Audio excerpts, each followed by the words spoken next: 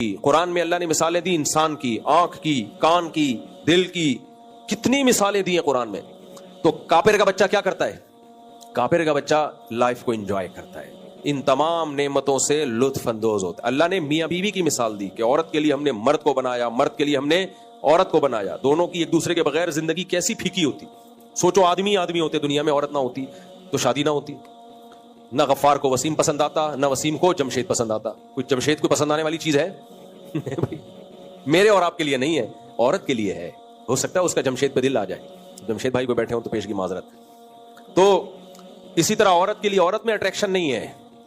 عورت کے لیے عورت میں اگر سب عورتیں ہی عورتیں ہوتی، ان کی زندگی بھی کیا ہوتی؟ پھیکی. تو اللہ نے جوڑے پیدا کیے. یہ کس کا احسان ہے؟ تاکہ ہماری زندگی میں ایک لطف والی زندگی ہو، ہماری محبتیں ہوں، پھر اولاد ہو. جعل لکم من انفسکم ازواجا، اللہ کہتے ہیں ہم نے جوڑے پیدا کیے اور پھر ان جوڑوں سے تمہیں اولادیں دیں، پھر اولادوں سے آگے اولادیں دیں. اللہ پوتے نواسوں تک جاتا ہے. بڑھاپے میں پوتے نواسے بھی چاہیے انسان کو. تو کافر کا بچہ ان سب نعمتوں سے فائدہ اٹھاتا ہے اور ان نعمتوں کو خدا کی طرف منسوب بولو نہیں کرتا. تبھی اس کے کان، ناک، دل، دماغ سب 9 مہینے میں تیار ہوتا ہے.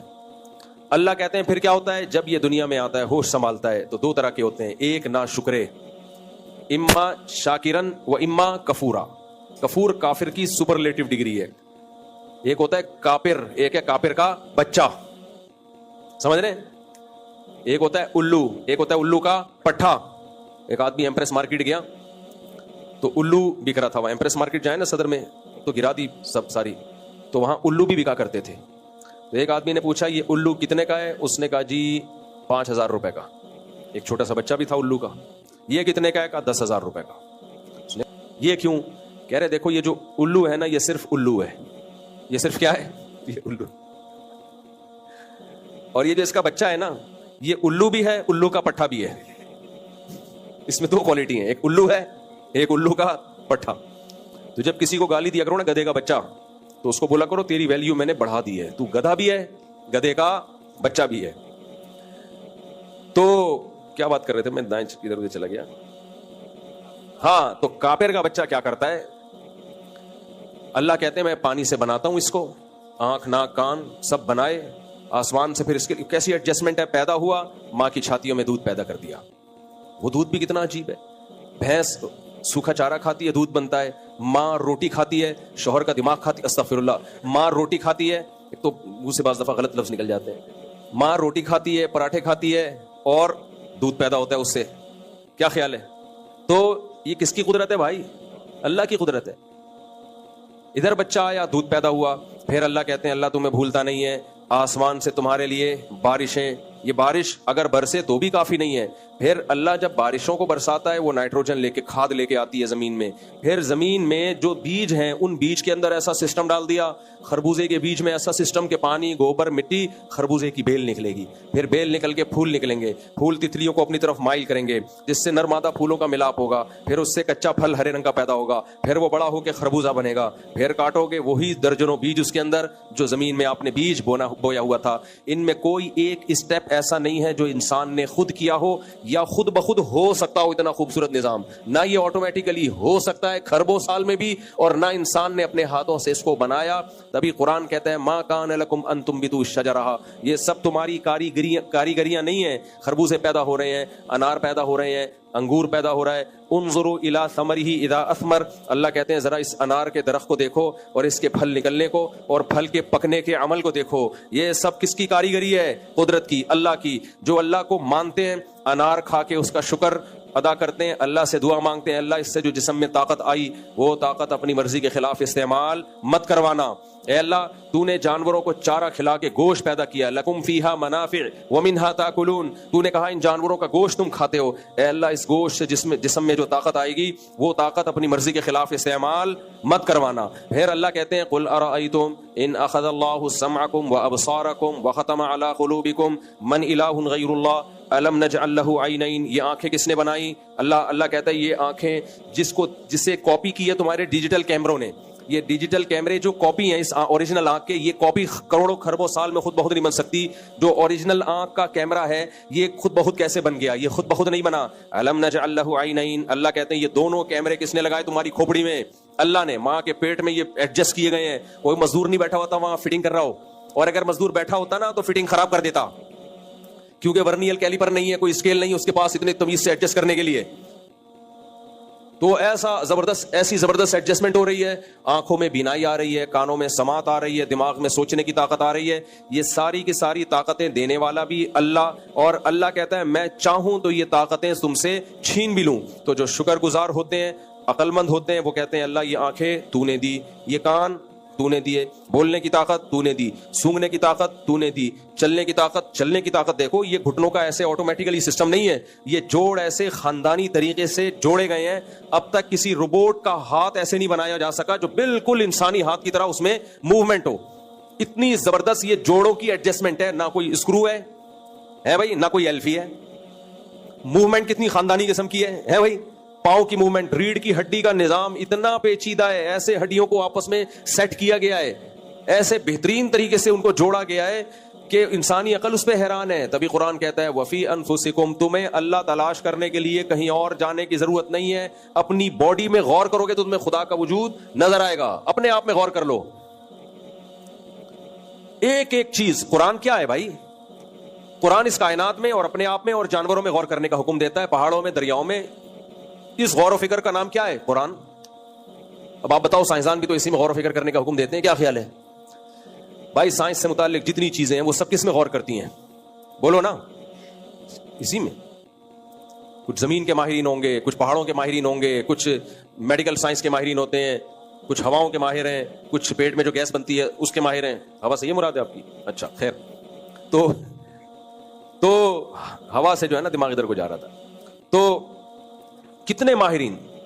ستاروں میں غور کرنے کا اللہ نے حکم دیا, پہاڑوں میں غور کرنے کا اللہ نے حکم دیا, جانوروں میں غور کرنے کا, منہ سے بولیں آپ لوگ, اللہ نے حکم دیا, اپنی ذات میں غور کرنے کا وفی انفسکم, اللہ نے, پرندوں میں غور کرنے کا اولم یروا الی الطیر فوقہم صافات, دیکھتے نہیں یہ کیسے پرندے پر پھیلائے ہوئے چل رہے ہوتے ہیں, کیسی ایڈجسٹمنٹ, ہوا میں ایسے ٹھہر جاتا ہے آرام سے.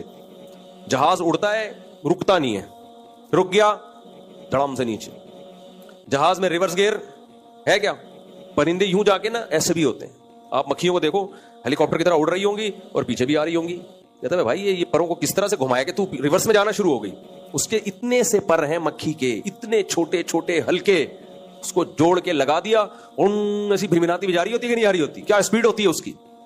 مچھر کے اتنی سی کھوپڑی ہے, اللہ نے مچھر میں غور کرنے کا حکم دیا. فرمایا ان اللہ لا یستحیی ان یضرب مثلا ما بعوضۃ, اللہ کو اس بات سے حیا نہیں آتی کہ اللہ مچھر کی مثالیں دے رہا ہے. مشرکین کہتے تھے یہ کیسا خدا ہے جو مکھی اور مچھر کی مثالیں دیتا ہے. اللہ نے کہا ہمیں اس بات سے حیا نہیں آتی کہ ہم مچھر کی مثالیں دیں, فما فوقہا, بلکہ اس سے بھی کمتر کی, اس لیے کہ وہ مچھر تمہیں دیکھنے میں مچھر لگ رہا ہے, جب تم غور و فکر کرو گے تو تمہیں یقین آئے گا اتنی چھوٹی سی چیز کسی ذات کے بغیر, بنانے والے کے بغیر خود سے نہیں بن سکتی. میں نے ایک دفعہ تفسیر ریکارڈ کروائی اس آیت پہ, تو میں نے مچھر کے بارے میں اسٹڈی کرنا شروع کیا کہ کیوں اللہ نے مثال دی ہے. او بھائی مچھر کی پہ کتابوں کی کتابیں ہیں, ختم نہیں ہوگا مچھر. اتنی اس کی, اتنا پیچیدہ جانور ہے, اتنی سی کھوپڑی, اس میں 100 آنکھیں لگی ہوئی ہیں کمبخت کے, 100 آنکھیں, ڈیجیٹل کیمرے لگے ہوئے چھوٹے چھوٹے. وہ کتنے چھوٹی اس کے اندر کرنیاں اور یہ سب چیزیں ہوں گی. اور کرتا کیا ہے, اتنا ہوشیار, اتنا ہوشیار. ہماری نرسیں ہسپتالوں میں اتنی ہوشیار نہیں ہے. وہ کیسے خون چوستا ہے, ایسے نہیں کہ آیا اور خون چوسا اور چلا گیا. ایسے تو خواتین, استغفر اللہ, یعنی ایسے تو کوئی بھی خون چوس سکتا ہے, نہیں چوسنی خواتین مردوں کا خون. میں غلطی سے کچھ منہ سے پتہ نہیں کیا ہو رہا ہے, آج تھکاوٹ ہو گئی ہے زیادہ, کیا ہو, یہ مذاق کر رہا ہوں, خواتین بھی بیان سن رہی ہے بھائی, اس کو مذاق ہی لیں, سیریس ایسا نہیں ہے. تو وہ مچھر کیا کرتا ہے, دیکھو مچھر یہ کرتا ہے, اچھا مادہ مچھر خون چوستی ہے, نر نہیں چوستا. یہ حقیقت ہے, یہ حقیقت ہے, نر نہیں چوستا. لیکن اس کی نیت اچھی ہوتی ہے مادہ مچھر کی, کیونکہ اس کو انڈوں کے لیے, مزید مچھر پیدا کرنے کے لیے کیا چاہیے, خون. اس سے بھی پتہ چلتا ہے کہ بھائی جب شادی ہو جائے تو اگر پریگننسی ہے زوجہ کو, تو اس کی خوراک کا آپ کو خیال کرنا پڑے گا. بعض لوگ میرا آدھا بیان سنتے ہیں, آدھا نہیں سنتے. آدھا یہ سنتے ہیں کہ بچے پیدا کرو, یہ نہیں سنتے کہ اس کو کھلاؤ پلاؤ بھی, بیگم کے آرام کا بھی خیال کرو. تو کیونکہ اگر پریگننسی میں عورت کے مسائل ہوں اور فیڈ کرا رہی ہے اور اس کو پراپر خوراک نہ ملے تو بچے کو تو کچھ نہیں ہوتا, ماں کا بیڑا غرق ہو جاتا ہے. ماہرین کہتے ہیں, میڈیکل سائنس کہتی ہے کہ بچہ اپنی گروتھ کر لیتا ہے, وہ ماں کا دماغ چوس لیتا ہے پھر وہ, اور اس کی طاقت چوس لیتا ہے ساری, وہ صحیح صحت مندی پیدا ہوگا. بیڑا کس کا غرق ہوگا, ماں کا بیڑا غرق ہو جائے گا. تو اس لیے آدھا بیان نہیں, پورا پورا سنا کرو. 2 شادیوں والا سن لیا, 2 بیویوں کے میں برابری کرنی, حقوق ادا کرنا ہے, اس دن بیان میں تھے نہیں. بچوں نے بیان سن لیا کہ جی جلدی شادی کرنی چاہیے, جلدی شادی کرنی چاہیے, بیان میں تھے, جا کے ابا کو ستانا شروع کر دیا. جس دن بیان میں نے یہ کہا تھا اپنے خرچے پہ, ابا کے خرچے پہ نہیں, اس دن اتفاق سے بیان میں آئی نہیں تھے.